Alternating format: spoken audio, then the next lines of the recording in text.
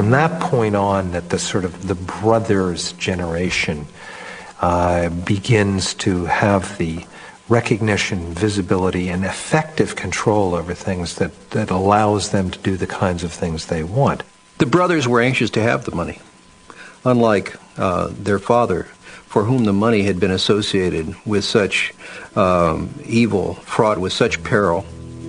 There was a kind of a sense that this money could be used for personal ends now to pursue their professional and social objectives.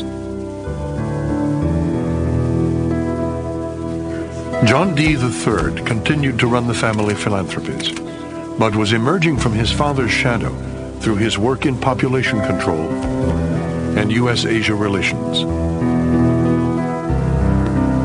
Lawrence, who had inherited his grandfather's business touch, was a pioneering venture capitalist. He invested in aviation, new technologies, and built tropical resorts with an eye to conservation. David, the family intellectual, was at age 37 already senior vice president of the Chase Bank and was becoming a champion of urban renewal. Even Winthrop had found an interest of his own. In 1952, he went to Arkansas to divorce Bobo Sears. There, he fell in love with a mountain plateau named Petit Jean and transformed it into a cattle ranch, Winrock Farms. "This is my show," he exulted. "It doesn't have anything to do with any Rockefeller family project." The Rockefeller most in the public eye, Nelson, was a prominent member of Dwight D. Eisenhower's administration. At once a cold warrior and a social liberal, Nelson bombarded the cautious president with ideas, but they were largely ignored. "I've learned one thing," he confided to an associate as he left Washington. "You can't have influence in government if you haven't been elected." Nelson returned to New York like an exiled monarch come to retake his throne, in the words of a biographer. Lawrence stepped aside, ceding Nelson the presidency of Rockefeller Center. John reluctantly surrendered control of the Rockefeller Brothers Fund, the brothers' philanthropy. It was 1956. America stood at the pinnacle of its prestige, and the Rockefellers were the nation's first family, not only of wealth, but also of power.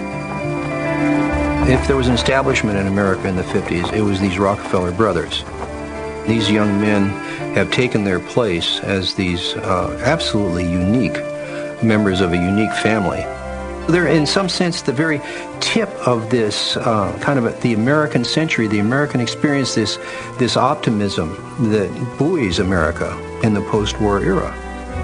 They were, in many ways, at the center of business life, conservation life, environmental life, political life. They were in the middle of it. That's exactly where they wanted to be, and they loved it.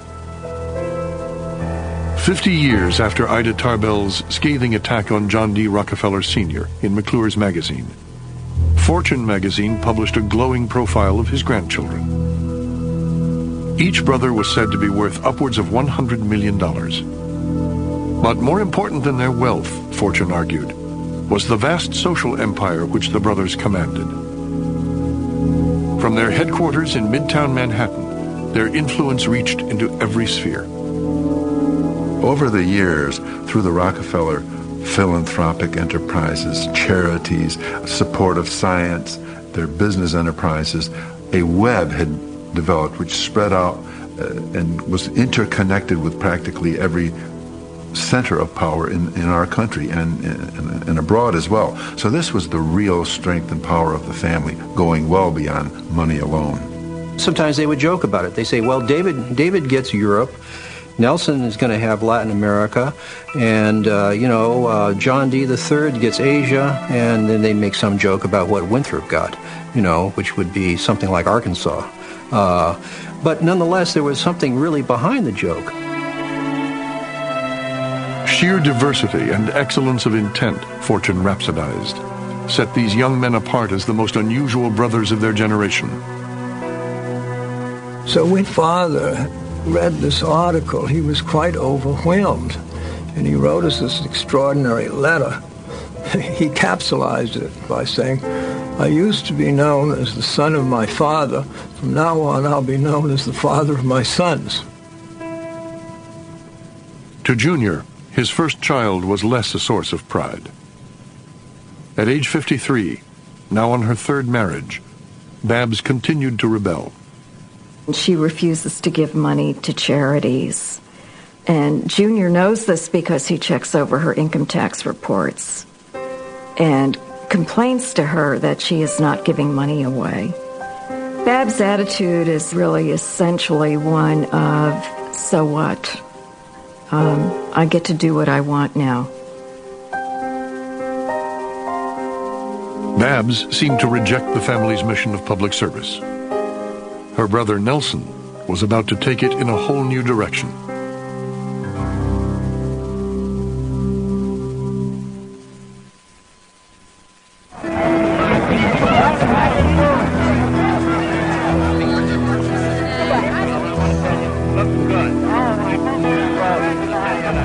In 1958, Nelson Aldrich Rockefeller ran for governor of New York, the office from which Theodore and Franklin Roosevelt had propelled themselves into the presidency of the United States.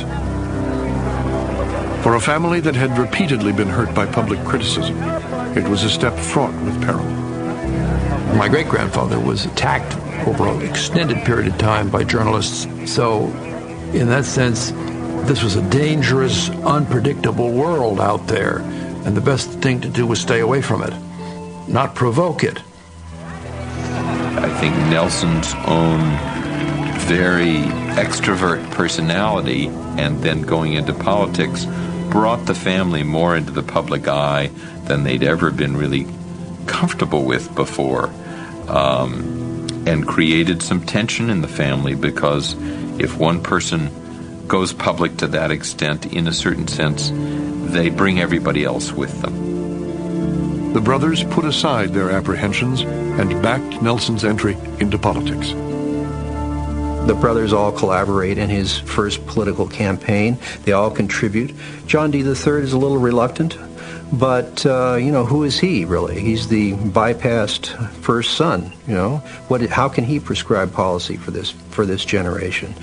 So there's a sense that they had come so far, why not go the extra step, which is the step that leads them to the White House. In his race for the Republican nomination for governor, Nelson Rockefeller ran against a conservative, Walter Mahoney. I remember Walter Mahoney saying to me early on, the one thing I cannot gauge is the effect of big wealth when it is brought to bear. And he was right on the mark when he said that, because we found out that of New York's 60-plus counties, practically all of them, the county chairman was either the president of the local bank or the lawyer for the president of the local bank, and all of the local banks had affiliations with Chase Manhattan, and there was just no stopping Rockefeller. He rolled over us with no trouble at all. The Republican nominee would go on to oppose the incumbent Democratic governor, Averell Harriman. A patrician, heir to one of the nation's largest railroad fortunes, Harriman could match Nelson Rockefeller's resources, but not his personality. Mr. Rockefeller, what's that in the package? I got a wonderful piece of salami. After they got all the pictures in there, I said, well, what I'd come in was to get the salami, not the pictures, so I had to finish my purchase. The chef and the cook gave me some delicious food to eat, gefilte fish with horseradish, and then blintz with He discovered that he thoroughly enjoyed politics, being out on the hustings with people. He loved the give and take of dialogue with people on the street and, in restaurants and all sorts of different situations. The people reacting to him would start the adrenaline flowing, and the big grin would come out, and he would start slapping the backs and pumping the flesh and giving people his trademark, "Hiya, fella," and he would clearly enjoy it. As the 1958 gubernatorial campaign wound down, Rockefeller had traveled 8,500 miles, delivered more than 100 speeches, and spent as much as $4 million, more than any candidate running for state office ever had.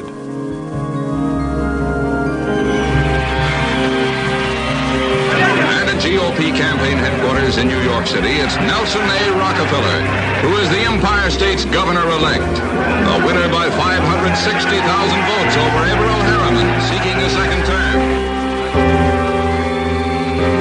For John D. Rockefeller Jr., now a frail 84 years old, Nelson's victory was the vindication of his lifelong mission to redeem the family name.